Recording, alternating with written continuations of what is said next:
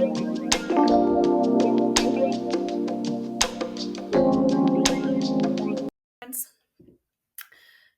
listening to Intuitive Style, where we believe that everyone has style. I'm Maureen Welton. In conversation with fantastic guests, we explore how to tap into our style intuition so that we can dress authentically and live fully. Today's guest really needs no introduction, but I'm going to give her flowers anyway. She's a multi-genre author, a trailblazer for representation in the lifestyle and wellness space, and a voice so many of us turn to for wisdom and inspiration. You might already follow her on Instagram, or perhaps you know her beautiful book, The Afrominimalist Guide to Living with Less. I'm honored to welcome her to the show, Christine Platt. Thank you so much for having me, Maureen. I'm happy to be here. Likewise, I'm so excited to get to talk to you today. I'll just jump in with one of the aspects of your work that really resonates with me, is especially reflected by the title of your upcoming book, Less is Liberation, is how you move towards what is good rather than simply away from what's bad. And so you center alignment, possibility, empowerment, rather than focusing on restriction or lack or even Mhm. comparison, right? Yeah, And that approach has really stayed with me and makes me feel empowered, loved, deeply capable, all the yeah. best things. Can you share how you came to see the world in that way? And how did you learn to find expansion where others might see limitation? This is a new sort of muscle that I have learned to exercise. I think it's almost like we're taught to be hard on ourselves. You know what I mean? So for so many years, I was just so hard on myself. And, there's a quote in the Afrominimalist Guide that is still a mantra that I live by, which is, I am not a grown woman, I am a growing woman. And I think that that mantra helped me sort of move from this space of like, you should know better, you should, you know what I mean? Just being like so really negative and hard on myself to being in this place of like, wow, like you're growing, you're expanding, you're learning something new every day. And the other part of that quote is, and may I always be growing. So I'm not a grown woman, I'm a growing woman, and may I always be growing. And I think that leaves space for us to not be so hard on ourselves and understand we're all students of life, we're all trying to figure it out. Um, and there's just no reason for us to be as hard on ourselves as we are. Like when I look back on my younger years, I'm like, I was so mean to myself. You know what I mean? I was so hard on myself, and why? And again, I think so much of it is like learned behavior. So learning to look at myself, reframing a lot of what I'd been told as a child, unlearning a lot of what I'd been told by society, and really getting into the space of like, you know what? Let me love myself. Let me love myself through all of these life lessons, through these journeys. And it's just been beautiful. I mean, I think what a gift, right? To be able to reflect, sit back with ourselves, learn from, I don't want to say mistakes, so many from the lessons that we have had throughout our lifetime, and really look at them through a lens of love instead of being so critical, and understand that they have really helped shape and make us, who we are. So I'd love to hear from your perspective. You could share like a little more detail on how do you actually change that self-talk in the micro Mhm. moments? Are there t- do you have an approach to like catching those Mhm. negative Yeah. shaping thoughts? Yeah, I mean, I think we catch them all the time, right? And they're more like limiting beliefs, is what I to speak to them as in Less is Liberation. They're these limiting beliefs that have become a part of our narrative, that have really started to, take over our lives, become rules that we live by. They influence our behaviors and what we think about ourselves. And in those moments, it's almost like catching yourself, like you said, in real time, right? When I hear myself being critical, just pausing. The power of pause has been a big part of my practice. And that is pausing when I'm saying something to myself and I'm like, wait, where did that come from? Right? Pausing to self assess, pausing to be introspective. And then in that moment, reframing, right? Because it's in that reframing where we get to tell ourselves new stories, where we get to look at past circumstances that may have like truly been life altering and defining for us in one way and reframing them in another way that becomes more empowering, right? So, for example, excuse me, and here in DC, the pollen is crazy. So I'm going to apologize now for any coughing that goes on during our conversation. Um, but, for example, being very critical of ourselves and saying something like, man, like I just should have worked harder on that. Even when we know that we gave something our all, pausing to say, what you did work hard. What makes you think that you could have worked harder? Right. And it starts like this drill down of messaging and conditioning that we have, right? And it's just like, well, I could have worked harder because I went to bed at 9. I could have probably stayed up until 11, right? And you're like, well, why do you feel like you need to stay up until 11? Well, I was taught, you know what I mean? Like it's a lot of self-talk. And I think that's part of, quote, doing the work that people don't really talk about, is that it's really conversations that we have with ourselves.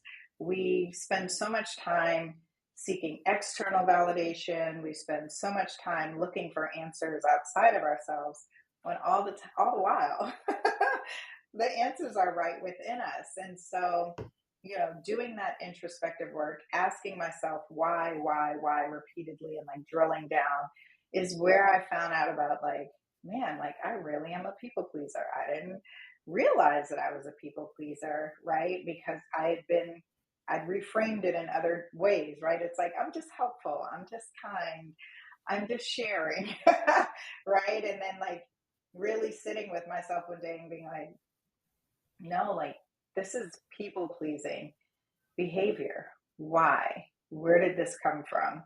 Right? And that work, that reframing, it almost has to happen either in real time or through being introspective. So it's like if you can't catch it real time, making time every day to be introspective.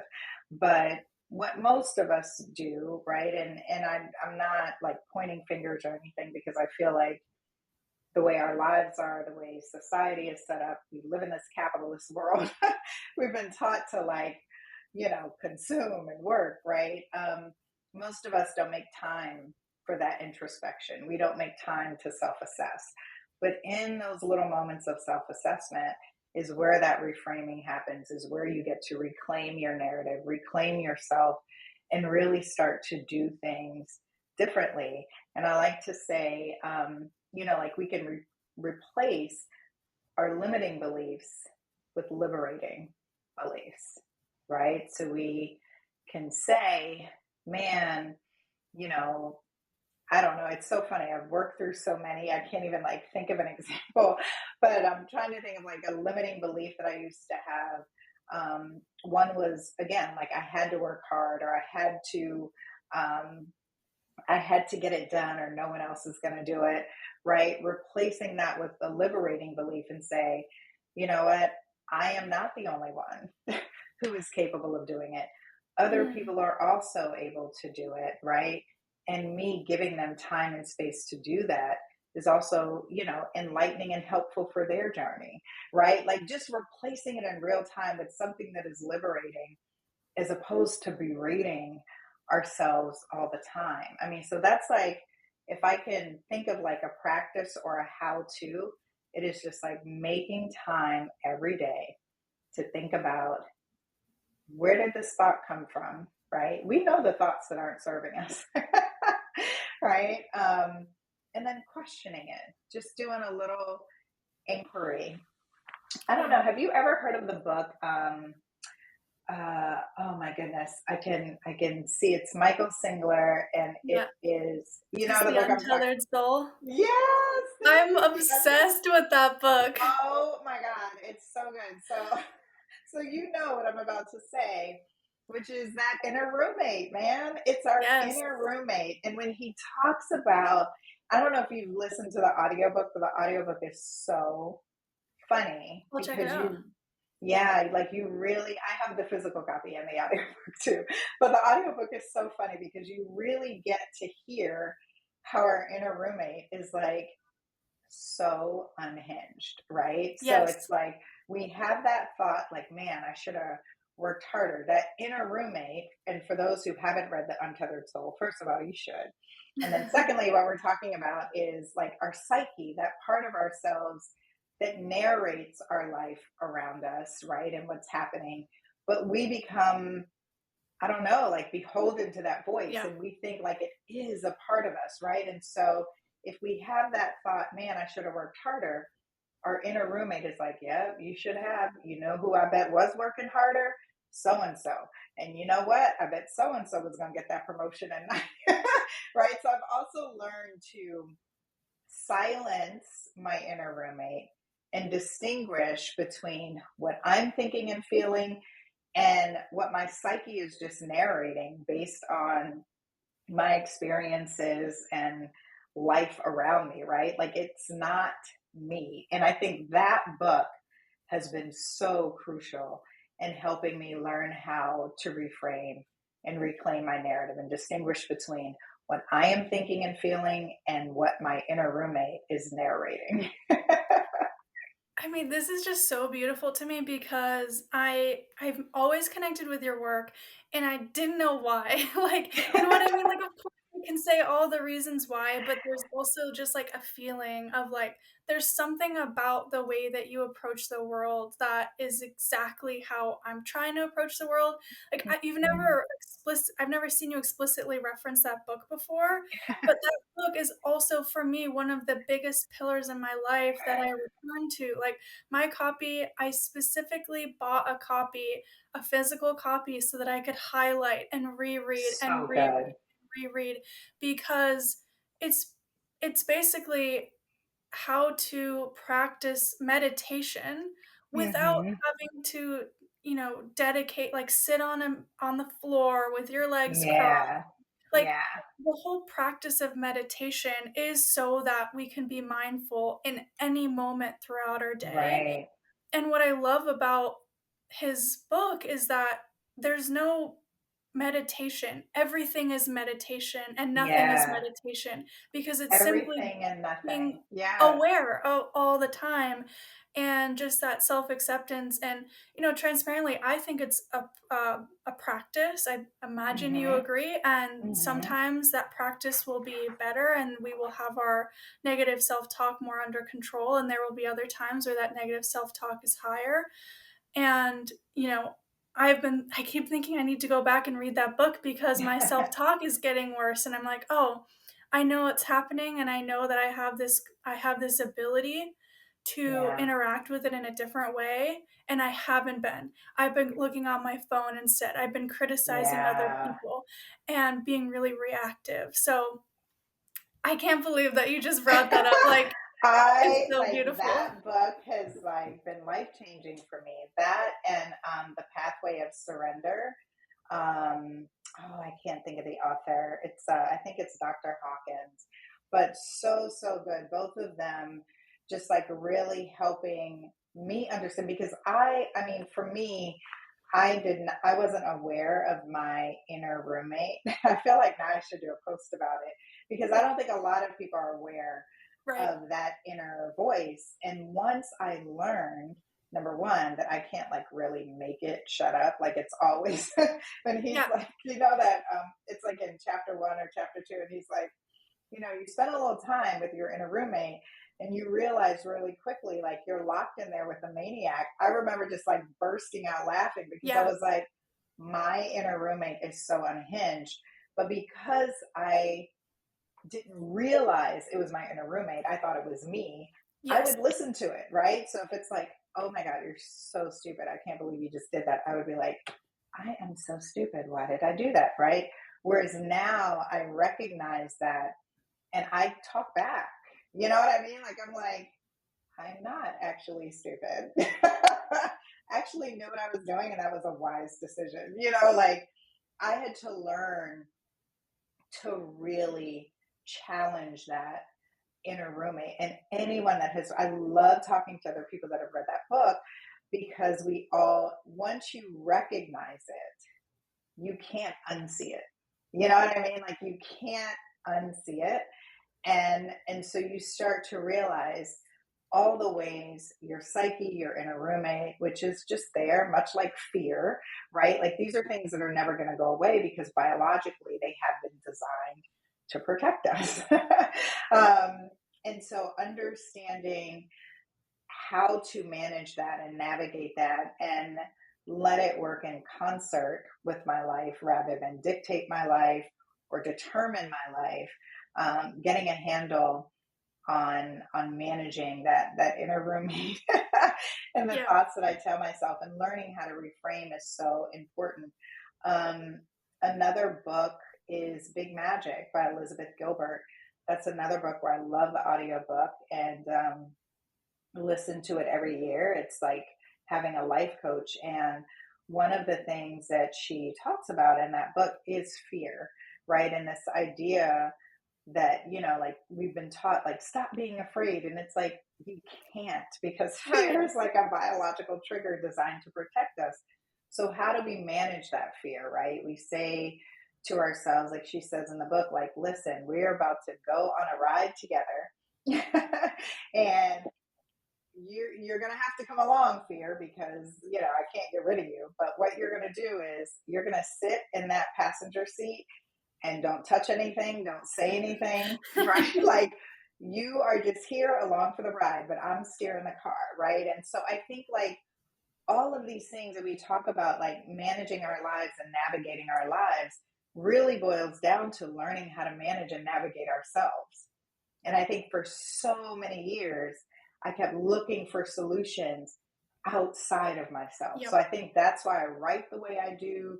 It's why I share the things that I do because I want people to know, like, yes, you are the problem, but you are also the solution, which is Yes. very beautiful.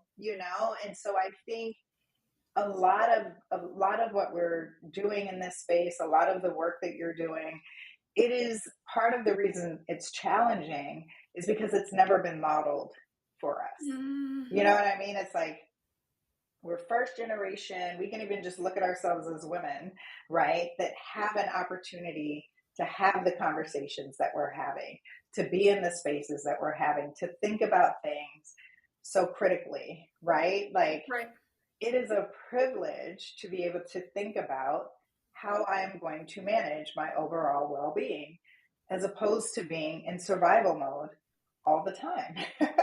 Right. And so I've learned to give myself a lot of grace. We have to have self compassion. We have to have self love. We have to really engage in these practices in order to really do meaningful work in our own lives that hopefully extends and helps others. But it's so much of it starts with self. And I think that is like the exact opposite of what we've been taught. I mean, we could end the podcast now and I'd be happy. I mean, just the through line of the whole podcast is self-compassion. Every guest that's come on is demonstrating that in one way or another, and just hearing you explain it so clearly and beautifully is just like, uh, no, I mean, it's incredible. So Thank I you. was hoping to I always like to be a little bit more practical because obviously I'm bought in, right? And for Hmm. anyone who's listening and is skeptical as to why this mindset makes meaningful change to the experience of our lives, um, Hmm.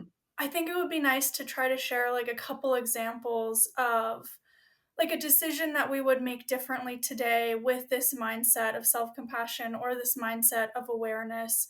So, like one that comes to my mind is that I lived for a very long time in a place that I did not enjoy living in. For Mm-hmm. It was a place that every single day I felt out of alignment. I felt that I was compromising on every aspect of my life by choosing to live in a place that was affordable but did not Mm-hmm. make me feel joyful. And so Mm-hmm. when I went through the process of self acceptance and self compassion towards, I don't have to choose to live in this less expensive place at the risk or at the cost of hating my life. I Mm-hmm. actually can have the choice to go live in the place that I want to live, and I will make affordances for my life, like moving in with my family, in order to live in Mm-hmm. that more expensive place. So that's an example from my life. Are there any examples that you can think of how this mindset truly changed the course of your life?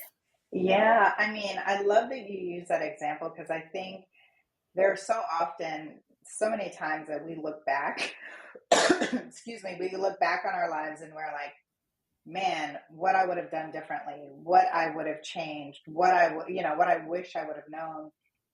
And I think what I've been doing is like even reframing those decisions that Yes. we can't undo, right? And like looking back and saying like in your example, I would say like, man, I can't believe I stayed in that place that long. But you know what? I learned a lot of valuable lessons staying in that place, right? Like I learned I will never compromise and sacrifice my safety, my love for myself, right? Like it's taking even those decisions that we can't change and reframing it and thinking about what we did learn from those moments. I think for me, I mean, I have like my whole life is is an example, right? I mean, I feel like I've spent so much time looking back and learning to forgive myself, right? And I think that forgiveness, that compassion comes from a place of forgiveness, right? And saying, like, man, I forgive myself for making that choice. It wasn't the best choice for me at the time, you know? But I survived. I learned a lot. I'm grateful, right? What am I going to take with that and take from that experience and move forward, right? And I think what I used to do, I definitely was a person who always saw the glass half empty rather than half full. Capricorn here, so very practical. And I think for many years, it really limited my outlook on life, right? And so it's almost like I had to learn, relearn, unlearn. Like the glass is only half empty if I say it's half empty. If I say it's half full, someone is about to come along and fill it up with water any moment, right? Like it's almost like it's a lot of self-talk. And I think it's through those moments of how you feel after you work through that is like the biggest sort of selling point, right? Like we can sit here, we're glowing, we're happy, we do this work all the time, not that it's always easy, but this has become a part of our practice, right? Is to really hone in on our mindset and think about, okay, what am I thinking? What am I doing? How am I going to move forward? But the biggest selling point for someone that hasn't done that is to say, just try it, right? Mhm. Take a moment in your life that you can't go back and change, right? That may still be defining and guiding your choices today, and reframe that in a way that is empowering, right? So moving from this place of like it being a limiting belief to being an empowering and liberating belief. And I think what's so beautiful is that, unlike many other species, we have the power to reframe our story and reinvent our lives and ourselves at any moment, right? So anytime I feel myself, and again, Capricorn here, so my default, my default self is to see that glass half empty, right? When I feel myself going down that road, when my inner roommate is like, yep, girl, it's half empty, right? Like making time to pause, to reassess, to reframe, right? And practice true self-awareness and practice like truly being intentional about what I'm thinking, who I'm talking to, what I'm pouring into myself, what I'm saying to myself, what I'm saying to other people. Um, I recently took like maybe like 2 weeks away from social media because for that very reason, I had to say, like, I want to be very intentional about how I am showing up on this shared timeline of our lives, right? Like, if I don't have something meaningful to say, if I don't have something that's helpful and useful, I'm not sure that I should be adding to the noise. Now, that's just me, but I feel very I feel like I'm very protective and very mindful of the fact that I do have an audience, that I do have people that are listening to what I'm saying. And so being intentional about that is very important to me. There was a time where I would have never paused because I'd have been like, oh my God, the algorithm. And then if I stop posting, they're going to stop showing. You know what I mean? And saying, like, none of that matters, right? What matters is that you are being authentic and honest and intentional about what you put out into the world, right? But that's like constant in the moment self talk.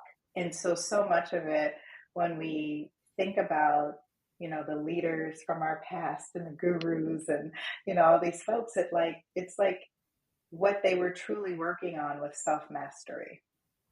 That's Mm. essentially what we're talking about, right? Learning how to master yourself. I am in Washington, D.C. right now. Like, literally, the White House is right down the street from me, right? And it's like self mastery is like, I am aware of what I can control, I am aware of what I can contribute, I am aware of what and who I need to be engaged with to maintain my sanity and focusing on that as opposed to like spending so much time focused on what I can't control. So much of this work is self mastery.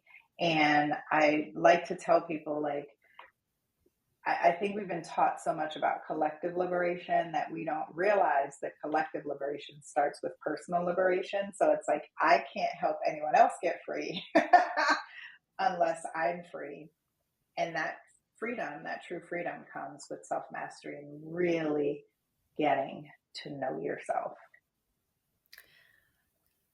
I completely, I completely agree. Um, and I was hoping to talk a little bit about, you know, living in DC and your other careers that you've had Mm-hmm. outside of the wellness space, and how your advocacy and your leadership work in the private and public sector and academia, how do those relate to your conception of yourself? And how Mm. potentially does that impact the way that you dress? They are, it's so funny. It's like those are like past lives, right? So I can look back on moments when I was like in big law or in academia, and I was such a different woman then. It was so much, I very much felt that limiting belief that I had to dress the part, I had to look the part, right? And becoming a minimalist broke me from that way of thinking. But I think now I have learned to embrace my personal style, Mm. right? Mhm. I have on a dress right now that I love from Cause. And, learning, I love dresses, right? Like, I hate pairing tops and bottoms, right? So why am I buying tops? And I don't buy them unless it's already a set. And if it's a set, it needs to be something that's like interchangeable. And so I think those experiences, and especially spending so much of my time, energy, money, trying to look a part that wasn't me, I think I'm even more intentional now that my style reflects who I am, and understanding that like style is always changing, always evolving. A book that really helped me, that may help your readers is and listeners, is Courtney Carver. She had a book. She's a dear friend of mine. She has a book called Project 333. And basically, it taught me how to live with 33 pieces for 3 months. And in that time period, and when I had to be very intentional about what I was selecting to be part of my like seasonal wardrobe, it really made me realize like what are the silhouettes that I love. And I think for anyone who's, interested in having a capsule wardrobe or would, really like to hone in on their personal style, it's usually those pieces that you naturally gravitate towards, right? So it's like when I'm in my closet and I've tried on 10 different things and nothing is working, and I'm just like, what am I going to wear? And it's that A-line dress from Cause that I gravitate towards. That's usually a sign that that is your signature style, right? It's like you have 50 pair of jeans, but you wear the same two, which was my sort of issue, right? And it's like, oh, it's because these jeans are the style of jean that I like. And so we are very much aware of our intuitive style and what works for us and what we love. The challenge is that our limiting beliefs, our inner roommate, what society is telling us, right? Like we can allow those voices to sort of dictate and change our mind. I'm using like funny quotes, Yeah. right? When we know, right? So it's just like someone saying, oh my God, but you wore that dress 2 weeks ago. I don't care. I have a washing machine. You know what I mean? It's like getting to that place of not caring what other people may think um, about what you're wearing, how often you wear it. I'm a repeat wearer. I love the things that I have.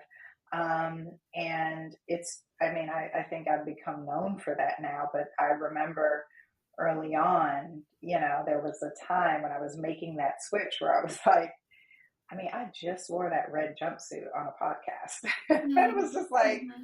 I'm going to wear the red jumpsuit all the time because that is when I have that on and I hold up the book, it's a whole thing. And I love it. And just being myself, you know what I mean, is a big part of embracing my style. So I look back to answer your question, like I look back on those old versions of me, and while I may have looked nice, while I may have looked the part, it was like putting on a costume. It was like performing, right? And so I have since learned, and becoming a minimalist again really helped with that.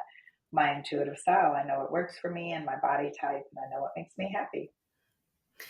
Yeah. And I think it's so important too that when we talk about a capsule wardrobe, we're not talking about specific pieces that everyone has to have, right? We're Right. specifically talking about the things that you would wear all the time. I think you touched on this idea of we know what those pieces are that we want to wear, that for whatever reason these limiting beliefs stop us from wearing. So like I used to want to wear pants with like stretchy waistbands, and Mm, because I also identified as a creative person who was artistic and also fashion oriented, I was like, "Oh, I can't wear those stretchy pants because they're not stylish. I will not be stylish. I will look mm, a certain type of way." So I feel that very deeply that there's a disconnect. We know what we want, but there's something inside of us telling us that we shouldn't do that. And mhm, so I approach a capsule wardrobe the same way, as like just giving ourselves permission to wear the things that we want to wear without apology, without whatever. And mhm, I do also acknowledge that sometimes they're like, how do we grapple with the fact that sometimes the things that we want to wear actually make us physically unsafe? I can't say that that's happened to me necessarily, mhm, so it's not necessarily something that I can speak to, but, there are instances where doing what you wanna do, that authentic, thing that you can't do, actually could bring you harm. Do you have any thoughts on how to navigate that or Yeah, I mean, I think I am a person who believes that it's like nothing that you are wearing should, nothing that you wear is bringing you harm. I think that's like another narrative that we've been taught, right? I mean, I think wearing what you want and then being in the wrong environment with the wrong type of people can bring you harm, right? But it's not what you're wearing, right? And I think it's in those moments, like you're saying, with the stretchy waistband, and like, man, I can't wear that, or man, I don't know if I could wear this out, like this skirt is so short, like are people gonna, and it's just like those are those moments when you ask yourself why do I feel like wearing this outfit to this event with these people that I can't be safe? I should be able to wear whatever I want, right? It is the people and the people in an environment that may put me in harm's way. It's not what I'm wearing, right? And reclaiming that. And then you ask yourself, well, why am I going to this environment if I can't wear what I want and because it's gonna put me in harm's way? Maybe you're out of alignment, right? Those are in those moments where I'm like, I'm not in alignment. Why can't I wear these with with these particular group of friends? They are going to make me feel X, Y, and Z. Is this a genuine connection? Are these genuine connections? Because I should be able to wear whatever I want with my friends and have them see me and celebrate me for who I am, not for what I have. Right? It's like in those moments, those are the why moments. You know what I mean? when you put it like that? Yeah, no. I mean, But it's taken yeah. time. I mean, I don't want to make it. I mean, like I'm almost 50 years old, so I've gone through all of these things, and I think what I've really learned to love and appreciate in this season of my life is being able to share and impart that on a younger generation, because I remember that feeling, oh, I can't wear this for whatever reason, right? And looking back on those moments, it's like I wasn't in alignment, right? With who I was with where I was going, with what I was doing. That was the real discomfort. It was never about the outfit, Yeah, right? completely. I'm just rethinking so much right now. No, I mean, I feel the same. Like, I can give an example that I talked about on a recent episode of the podcast where Okay. I was going to a bridal shower and I just hated the idea of wearing some sort of floral dress thing Yeah. situation, which I'll wear for the wedding, but just like on a Saturday in someone's backyard, I'm like not trying to Hmm. wear like a strapless dress, okay? But Yeah. I knew that everyone else that was gonna be there was gonna be dressed like that, and so I was like, "What do I not go or do I just wear something else?" And so I was like, "I wanna go. I wanna support the bride, and I'm gonna wear jeans, and I actually wore this cardigan that I'm wearing right now." And I was like, "I'm just gonna try. I'm just gonna dress how I wanna dress at this event. It's still, like, formal enough, it's still respectful." And, Hmm. I didn't get compliments, but I also like, no one looked at me and was like, "You're wearing Well, that?" that's the other thing. Like Yes. we think people care more than they do. Right. And I say that all the time. I love that you brought that up, Maureen, because I say that all the time. Someone will say, well, what are they gonna think? And I'm like, they aren't thinking about you as much as you think Yeah. they are. Right? Yeah. Like there are times that I would talk myself out of something, or allow my inner roommate to talk me out of Mhm. something where people just wanted me to be there. You know what I mean? Like, I'm sure, like you said, even though you didn't get compliments, people weren't like, get out of here with your cardigan and your jeans. You know what I mean? It's like, those genuine connections, people see you and love you for who you are, not for what you have. I'm going to say that again. Yeah. When it's a genuine connection, people see you for who you are, not for what you have. The clothing you wear, the handbags you're carrying, the house that you're living in, all those things are so they can be so transactional in nature when it comes to our friendships. And I think learning to differentiate between genuine connections and those that were transactional or surface, it has been life changing for me, right? And that is that coming into alignment. Or as my coach says, coach, therapist, I feel like she's everything. She says, like it's about being in right relation with people. And when you're in right relation, it just doesn't, all those things don't matter. I think what I'm seeing too in real time is this connection. I keep saying I'm having an existential crisis, and I mean that in a positive way. Like, in Hmm. a way where the rest of my life is going to look so much more expansive because I Yeah. sat with the grief and I sat with all the things that I had to unlearn. And one example that I can think of right from this example of like, okay, if I want to go in this space and I have to be dressed in a certain way, that's because the systems and the people that are there are expecting that of me. And like ultimately it's about redefining success, right? Like if I wanted Hmm. to be on CNN as a reporter on camera, I would have to have my hair bleached and straightened, and I'd have to wear like all these layers of makeup, right? That would be a specific definition of success that's related to power, money, whatever else. And so Hmm. rather than go into that space, I'll instead I don't actually want to do that, to be clear. But rather than that, I will create a podcast where we can have engaging conversations and show up as ourselves.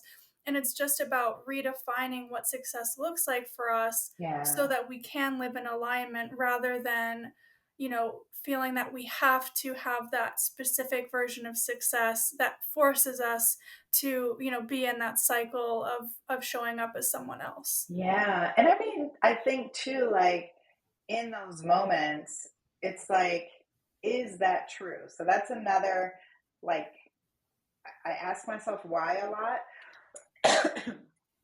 Excuse me. And I also ask myself, is that true? Mhm, mhm. Right.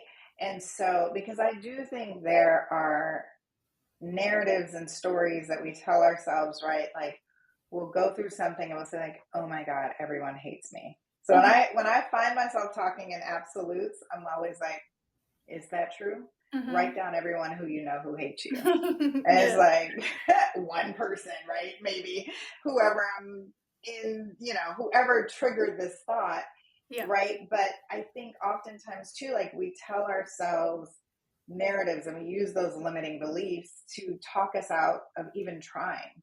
You know Mhm. what I mean? So it's like, let me first try to get on CNN as myself.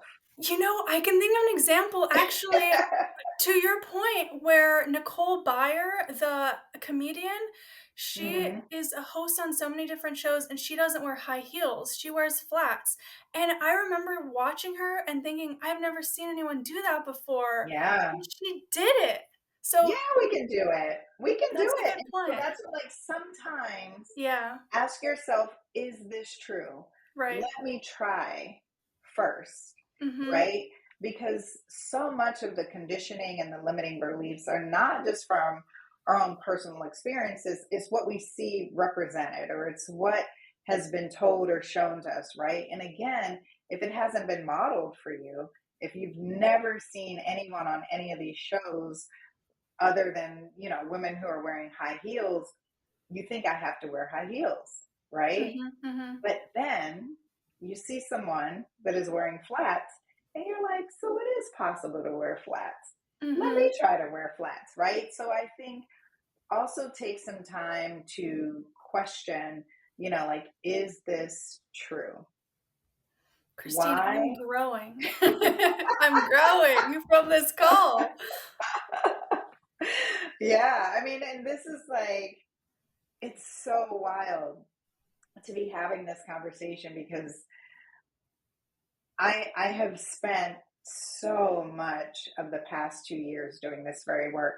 I mean, Less's liberation burst my soul wide open, right? Like I thought, okay, the Afrominimalist Guide to Living with Less. It was about letting go of things that no longer serve you.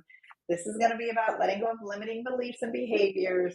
And it was like, whoa. Like I can't write about the process without going through the process. Mm, And going through the process taught me just how deeply we're conditioned, knowingly or unknowingly, whether it was society, people who loved us, it doesn't matter, right? It's like, wow, like I am at least asking myself why, and is this true at least once or twice a day, yeah. right? And I am like deep in this. And so I love that you say that you're growing. You know what I mean? I feel like that is that's why these conversations are so important. That's why this work is so important. It's so important for us to hear someone else's story, to see ourselves in someone else's story, to see that modeling and know what's possible, because we don't know what we don't know. Yeah. Yeah. And we have all these preconceived notions of what it means to be a particular type of person or to be in a Hmm. particular type of space. And just because it's been that way in the past doesn't mean that there's not an opportunity for it to be different in the future. And we just have to smartly and calculatedly listen to that. My Yeah, husband and and I try our do best. and And try our try our best. best too, right? Like, I mean, I don't always get it right, right? Like there are times where I'm like, man, that was the people pleaser in me that said Yeah. yes. I should Mhm. have paused for a second. Now I have Mhm. to follow through, but I'm gonna follow through. And next time, right? It's not that you always get it right, but it Right. is to say that I'm actively trying to not allow my life to be dictated by limiting beliefs that I have about myself. And that's the work. And I think the inner work is beautiful. Yeah, and I think what you do so well in your work, and I'm trying to emulate, is that the work that we are doing is the work that we share. So basically, like demonstrating rather than Mm-hmm. telling. Mm-hmm. So, like, one thing that I'm trying to do, and you've talked about this with your social media pause, right? That's a great example of demonstrating to the people that are in your community and in your readership.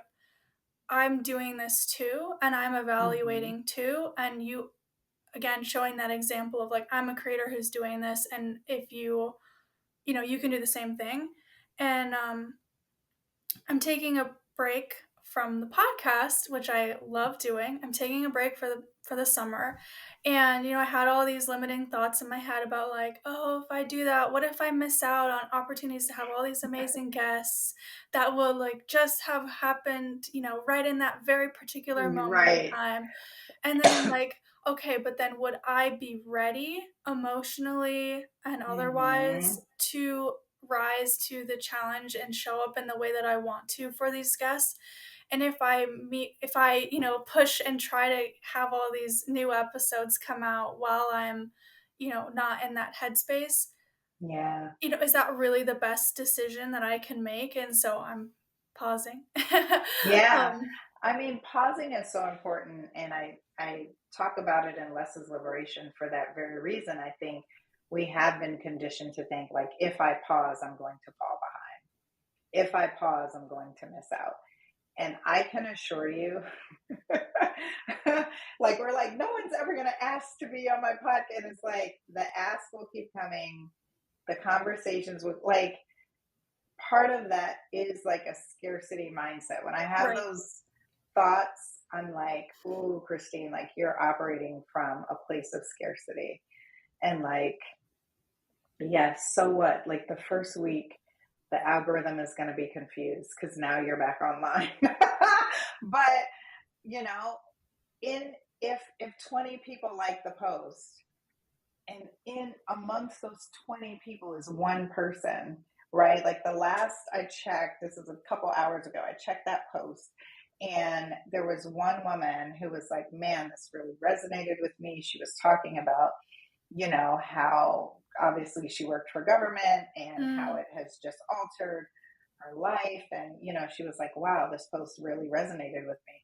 And I closed the app and I was like, well, my work is done. You know what I mean? So I think it's also thinking about, we've been conditioned too about social media and so, it being a form of currency that financially I haven't been able to do anything with. I can't pay I can't pay my daughter's tuition with likes, right?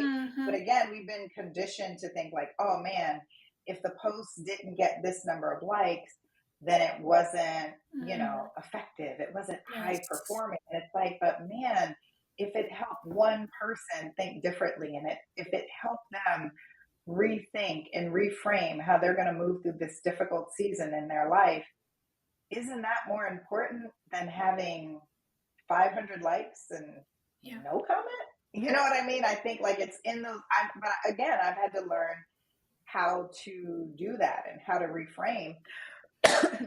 Excuse me. And, it's hard, especially, I mean, I remember like I would post something and I have like 3,000 likes, right? But it's like, what if 3,000 people didn't really read that? They just liked it because they saw I posted it, right? Like I'm learning to be more concerned about impact than like image, aesthetics, what is going on. It's like, is what I'm doing impactful, Yeah. right?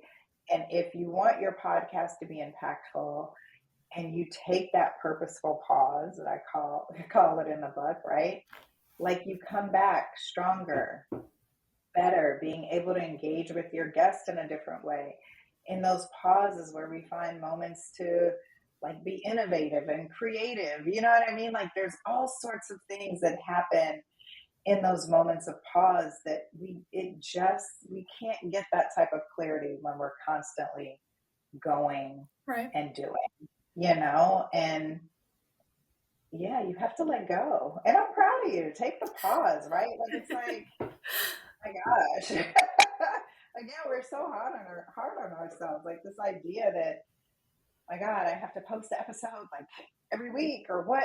It's just, it's so much. I have to And keep up the momentum, to Christine. keep up the momentum, you have to No, I'm kidding, continue I'm to kidding. be high performing, right? Like in all these things, like the reason the subtitle to Less Liberation is Finding Freedom from a Life of Overwhelm is because those are the things that overwhelm us. And that's a choice that you can make to Yeah. not have that overwhelm. And I want people to become more aware of and empowered by the fact that they get to make choices in their lives. And Yep. those choices are what determine our overconsumption, our overwhelm, all of those things. And the power of choice, man, when we tap into that, it's a game changer. Yeah. And choice is scary because then it says, this is a choice that I made, and if you judge me, you're judging the choice that I made. And I think that can Mm-hmm. be scary and make people not want to make choices. Yeah. But they're going to judge you Worth it. anyway. So that's Yeah, the other yeah, thing yeah, that you yeah. realize. Oh, I'm not saying it's a true, but Yeah, because I lived by that, like yeah, feeling very. Oh, I mean, people pleasers, I think, are very concerned about what other people think and what are they going to say. So I lived in that space for so long, and like you realize, I mean, the people, they're going to talk no yeah, matter what. If you make a choice, if you don't make a choice, if you do nothing. Someone is out there talking about me right now. I have no idea. I wish them well. You know what I mean? It's like you have to let go. There's so many limiting beliefs around what other people think and allowing what we've convinced ourselves. We don't know if it's true or not, but what we've convinced ourselves is true, yeah. allowing that to dictate our lives and our choices. Self mastery. So my typical end of interview question is your advice that you would give to someone trying to build a wardrobe that is intuitive and authentic to them. I feel like this whole Mm-hmm. conversation has been an answer to that, not about Yes. clothes, but about the experience. So, any final thoughts before we talk about less is liberation?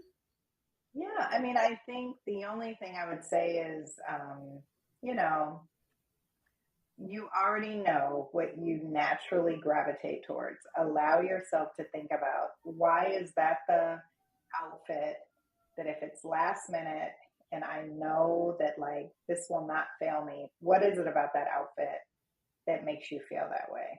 Is it the color? Is it the fit? Is it the fabric? Like, what is it about that that makes you feel like it? Excuse me. That makes you feel like, you know, out of everything in my closet, I'm just going to put this on because I know it's going to work for me. And there is part of your intuitive style. So we are fully in pre-order season for your book. And We so can are. you please tell the listeners why pre-ordering Less is Liberation is very important for you and any author that you want to support in case Yes, people don't know? yes.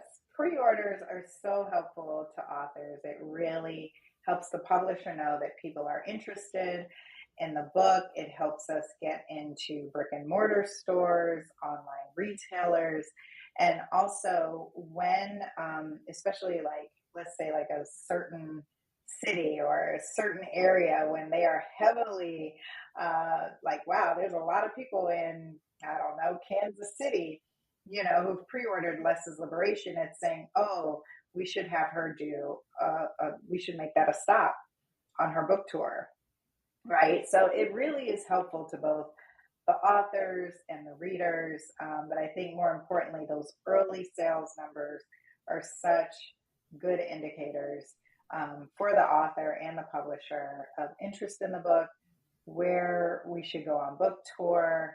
Um, and yeah, I mean, it feels good to know that someone is pre-ordering my book. And I really poured my heart and soul into Less is Liberation. And I think it's very much like the Afrominimalist Guide, in the sense that, that book came out during the pandemic. Everyone was home with their stuff. And even though I didn't plan that with the Afrominimalist, and I definitely didn't plan Less is Liberation, I didn't know that we would be in this moment of collective overwhelm right now. But I do think it is a book that is divinely, excuse me, that is divinely timed, that will really help them navigate this season that we're in. Yeah. And I'm so sorry for all the coughing, man. It's just like the pollen here is crazy. So Oh, thank good. you. Thank you, listeners, for dealing with my occasional outburst.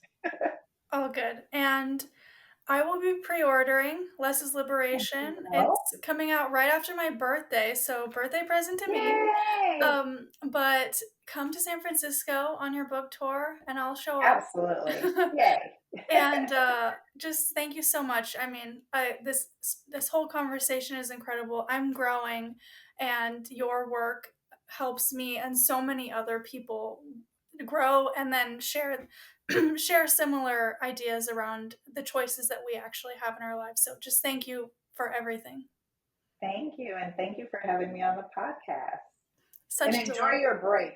Enjoy your break. Thank you. I plan to. Thank you so much. Good. You're welcome.